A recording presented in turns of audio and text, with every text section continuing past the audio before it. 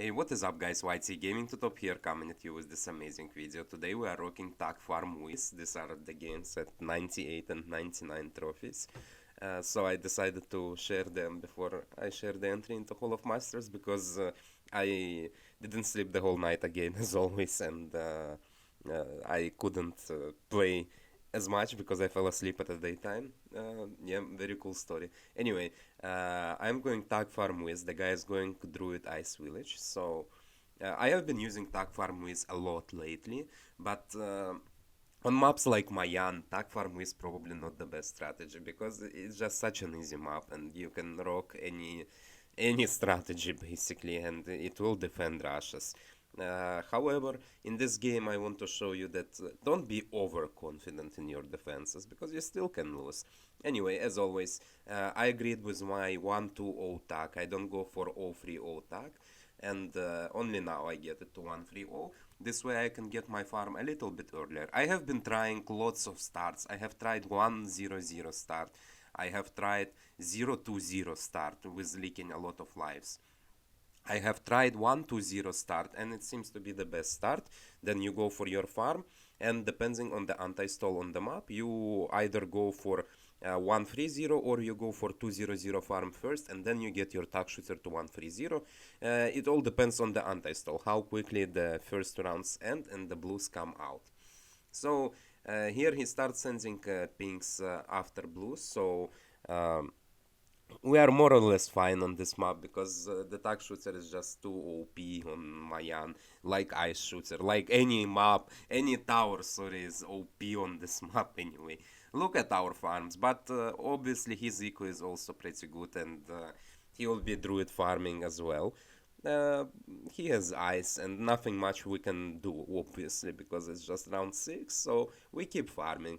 This time I didn't want to cut through these parts because I haven't yet shown Tack Farm Wiz in my channel, so I wanted to keep these two games fully. I just increased the speed, as always. And he's balloon boosting yellow, so I use my tower boost.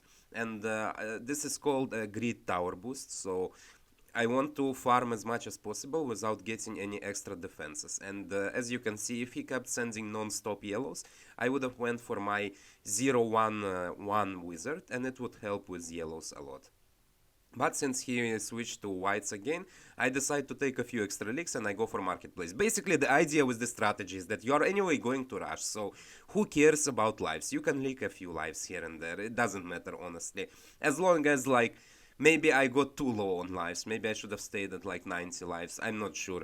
Because of the luck in this game, sometimes a few balloons can sneak through and then you will die 1 minute later because the lag in this game is OP. Anyway, this time you see, usually you can see people going for a second marketplace in this situation, while I went straight for my necromancer. I didn't try because actually if they force lots of purple rushes while you still don't have your necro, they will force you to maelstrom or to sell a farm, and it will be just bad. Trust me, I got baited into this. I have been rocking Tack Farm with for many games now, and it's just better to be a little bit more safe. You need to know when you can greet and when you cannot greet, and that's why I didn't go for second marketplace and I went for necro first because I didn't want to deal with all this selling and rebuying stuff.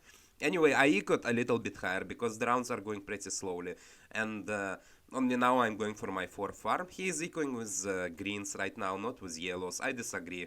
When you go for druid, you want to yellow eco, while druid farming a little bit later. But that's my opinion. I have seen people going for double druid farm before round 11 with lower eco, and it seems to be working, so there can be new strategies obviously discovered.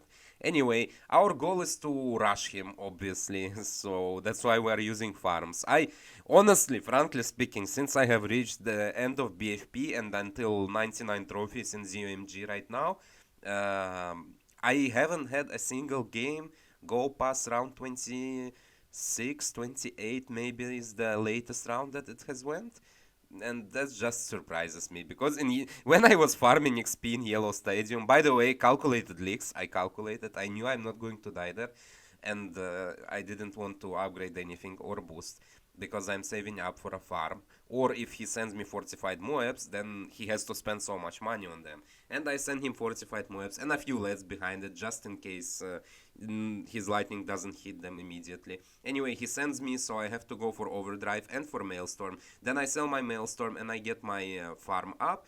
He sends one F moab, it shouldn't do anything, so he just wasted 2000 for nothing. I was anyway getting that tag shooter up, because having a 2-3-0 is just better in this game. This game is so laggy that you can't rely 100% on your micro. Anyway, we are saving up money.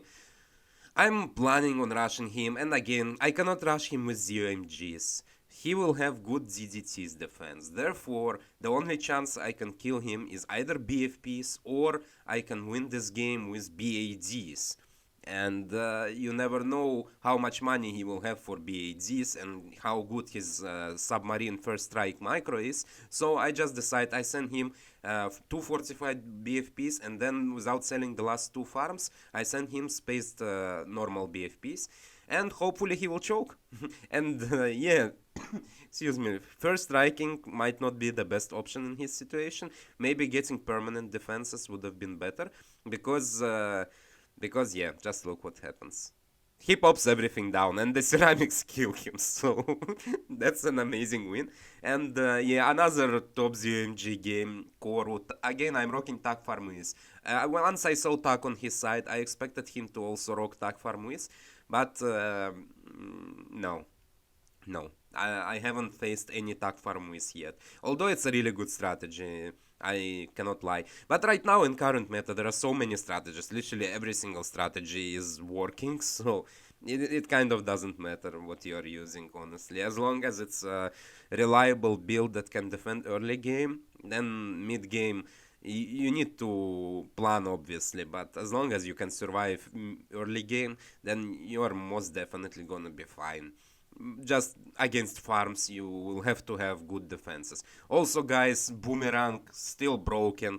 I all outed today a guy with how much? I sent him around 45 or 50,000 rush worth of fortified ZOMGs and normal ZOMGs, and he just moab press infinite stall the rush, and yeah, I was very upset.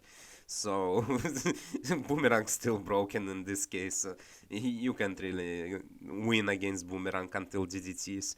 So as always, I'm farming, but on this map, obviously it's Koro, it's a dangerous map, so I go for my tag shooter, and I go for 2-3 here earlier, and obviously the farms and the eco will be lower because of the anti-stall, and he's rocking double tag. I guess he will go for Ring of Fire and for a submarine.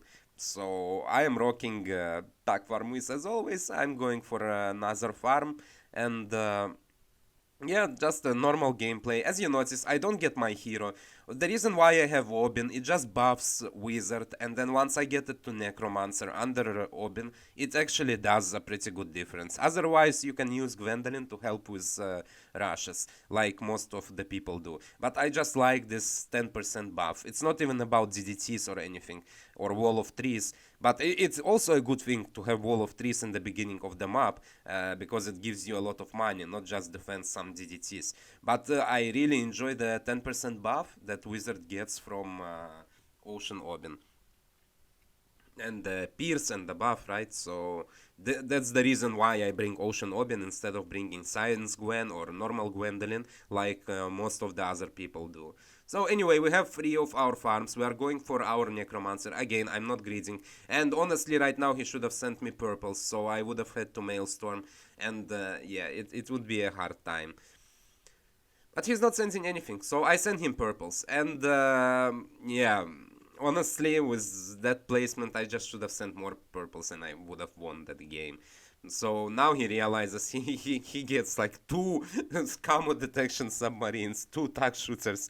I don't know what this guy is doing. The problem wasn't camo, it was the Ring of Fire. Anyway, I got my Necro on close, and I have my marketplace. My eco is decent. I would say our eco is very close, honestly, but I have this farm advantage. So he starts sending purples for whatever reason.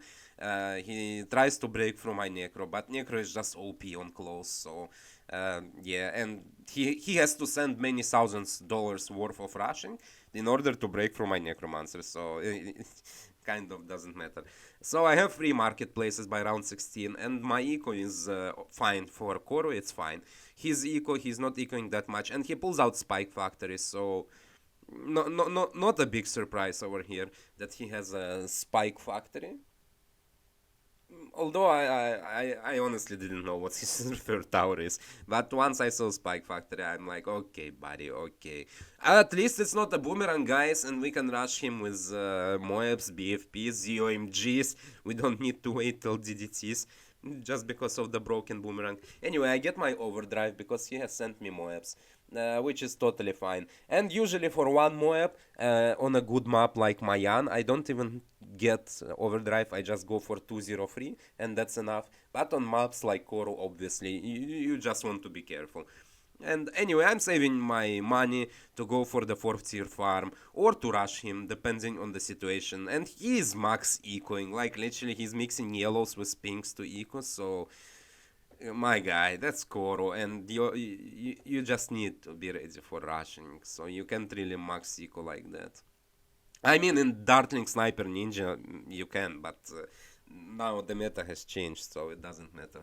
Anyway, I'm going for my 4th tier farm, and I'm totally vibing out here with all the money that I'm getting. And he's still max ecoing, guys, so I think I have to send him a BFP the second the next round starts. Plus, it should be a fortified. So, yeah, let's just wait for the beginning of the round. Let's send him the double BFP and let's see how he deals with them. Because he doesn't have first strike, he doesn't have boomerang for infinite stall, and because of the spike factory, he actually ends up popping the first BFP, ruining all his defense. Anyway, guys, thank you for watching. I hope you enjoyed this one. Please subscribe.